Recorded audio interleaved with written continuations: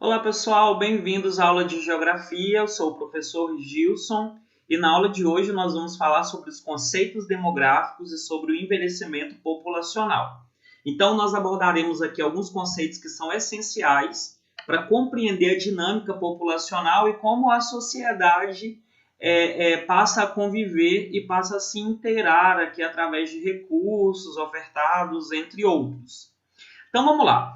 Nós temos aqui 4 conceitos que são bem básicos e 4 conceitos que são essenciais para compreender toda essa dinâmica populacional. O primeiro deles é o crescimento natural, que também pode ser conhecido como crescimento vegetativo. Você pode ver das duas formas.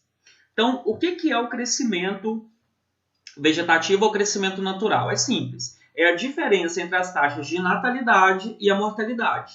Para se chegar a esse cálculo, o que eu preciso fazer? Eu preciso pegar o número de nascimentos a cada 1.000 habitantes e subtrair pelo número de óbitos a cada 1.000 habitantes. É um cálculo bem simples. A partir daí, eu chego ao meu crescimento vegetativo.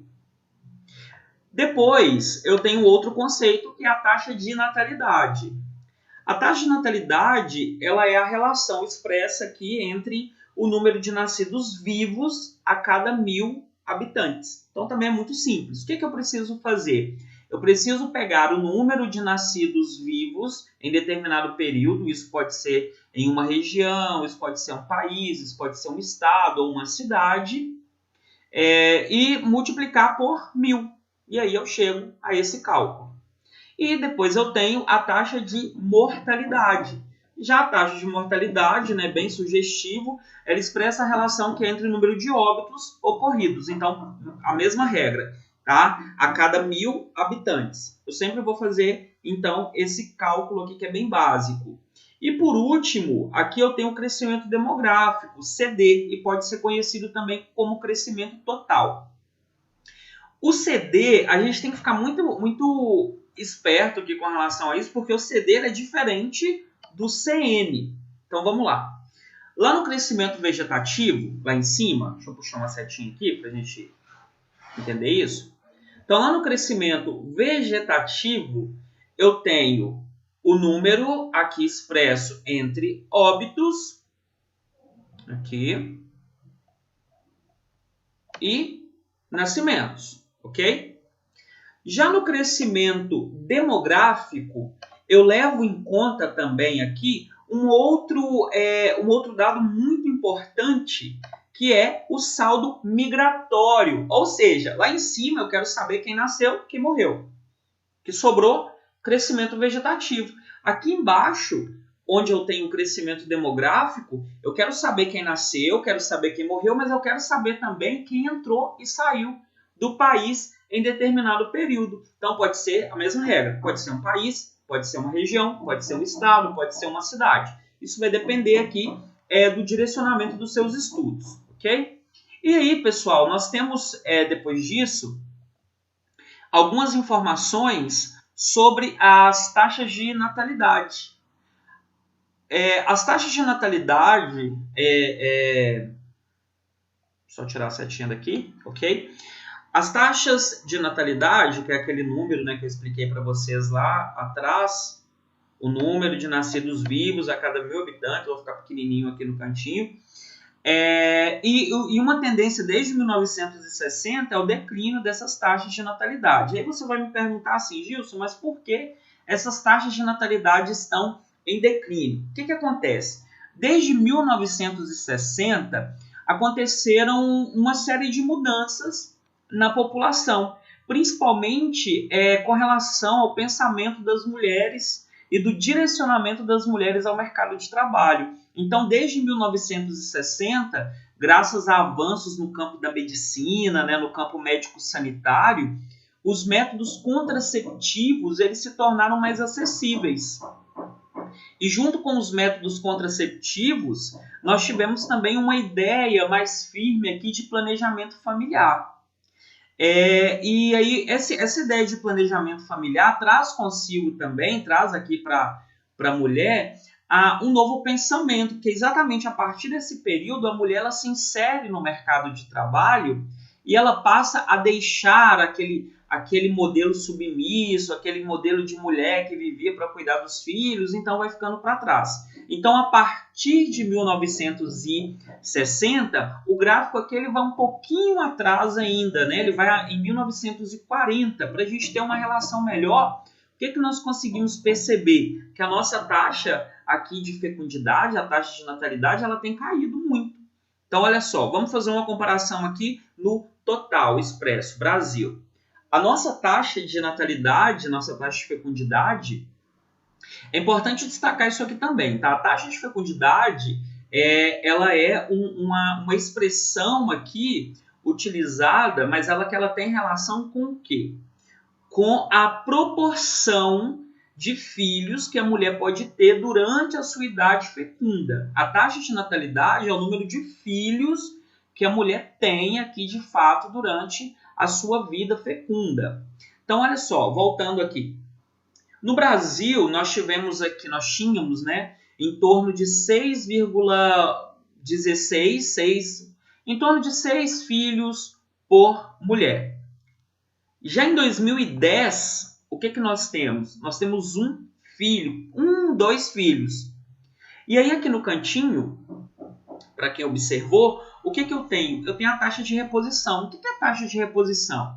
Se eu for analisar hoje a questão previdenciária, eu preciso de uma reposição de, no mínimo, 2 filhos por mulher. O que isso quer dizer? Que nós estamos abaixo da taxa de reposição. Isso vai gerar impactos negativos onde? Isso vai gerar impactos negativos, como, por exemplo, na previdência social, pois a população economicamente ativa ela tende a diminuir. O que tem a ver a população economicamente ativa com a taxa de natalidade? Em uma média de 10, 20 anos aqui, essas pessoas elas vão ser, né, as pessoas que compõem a nossa parcela de pessoas que contribuem para a previdência social. Continuando, aqui vamos falar mais um pouquinho sobre essas consequências. Então, olha só, causas e consequências. Por que a taxa de natalidade diminui? Ponto 1, casamentos tardios. Então, a gente tem lá atrás algumas teorias, a teoria malthusiana, a teoria neomalthusiana, que vai trazer para a gente aqui uma proporção de pessoas, de que a Terra não daria conta de suprir essas pessoas, né? E aí as pessoas tendem a se casar mais tarde. Ainda é assim, né? As pessoas tendem a se casar mais tarde e com isso ter filhos mais tarde ou não ter filhos, tá? Isso não é uma regra. Outro ponto muito importante é o alto custo de criação dos filhos. Hoje em dia, criar um filho não está nada fácil. Então, se você tem um filho, se você tem 2, você vai querer dar tudo do bom e do melhor, não é verdade? Aí nós temos escola, nós temos vestimenta, nós temos comida e por aí vai. Então, hoje está bem mais caro. Outra causa, nível de escolaridade. O que tem a ver o nível de escolaridade com a taxa de natalidade em declínio? Hoje as pessoas, as mulheres, os homens, elas querem primeiro estudar e depois terem filhos. Então essa já é uma tendência que é muito atual na nossa sociedade. Primeiro as pessoas estudam e depois elas querem ter filhos. E aí elas vão se planejar. Depois eu tenho a entrada da mulher no mercado de trabalho, a inserção da mulher no mercado de trabalho, que antes de 1960 não se ouvia falar, né? Hoje a mulher ela ocupa lugares de destaque na sociedade, né? Ela toma o lugar que sempre foi seu, obviamente, na sociedade, e com isso ela se planeja melhor. Então é uma assimilação aqui entre esses 4 pontos principais que eu trouxe para vocês. E as consequências disso tudo? Primeiro, aceleração do envelhecimento populacional. Hoje o que nós temos, principalmente em países europeus, que são países do velho mundo, é uma população cada vez mais envelhecida. E aí o envelhecimento populacional aqui, assimilado à taxa de natalidade que está em declínio, traz aquele probleminha que eu falei lá atrás. Que é o quê? Que é a diminuição da contribuição aqui para a Previdência. Que está ligado ao segundo ponto, né? Diminuição, então, da população economicamente ativa, que traz para a gente uma sobrecarga no sistema previdenciário, e outra coisa aqui são os gastos com a saúde pública, né? Os idosos aqui, eles precisam de uma atenção maior. Então, olha só, ponto importante. A taxa de natalidade ela pode variar de acordo com o desenvolvimento do país e também oscilar entre áreas urbanas e áreas rurais. Voltando aqui nesse ponto sobre o nível de escolaridade, ele tem muita ligação com isso. Nos países desenvolvidos, a tendência é que a taxa de natalidade seja menor do que nos países subdesenvolvidos, que por sua vez têm as taxas de natalidade maiores. Vamos ver isso em um mapa? Vamos lá. Analisando o mapa, deixa eu me diminuir de novo aqui no cantinho. Vamos lá. Analisando o mapa, o que a gente percebe? Em países que são mais desenvolvidos, como por exemplo, Canadá, Estados Unidos, eu tenho aqui em cima Rússia, eu tenho Austrália, no cantinho aqui também eu vou ter Nova Zelândia, enfim. As taxas de natalidade, as taxas de fecundidade aqui, elas vão chegar em torno de 1,4. O que isso quer dizer? Que as pessoas têm em média 1 ou 2 filhos no máximo, não chega a 2, né, na verdade. Enquanto isso, nós estamos aqui dentro dessa média, né, como eu mostrei para vocês lá atrás, a nossa taxa de reposição ela já se torna insuficiente. É por isso que muito se fala em reforma da Previdência, né? Por isso que ainda nós estamos passando por esse processo de transição. Mas isso é tema para outra aula. Agora, em países que são menos desenvolvidos, eu trago destaque para vocês aqui, países principalmente do continente africano, as taxas de natalidade elas são maiores. O que isso quer dizer? Que o grau de instrução dessas pessoas aqui é menor, que a questão cultural aqui, principalmente da ideia da inserção da mulher no mercado de trabalho, ela é meio atrasada. Então, esses países aqui, analisando esse mapa apenas, o que eu tenho aqui? Uma visão clara de países que são mais desenvolvidos e países que são menos desenvolvidos.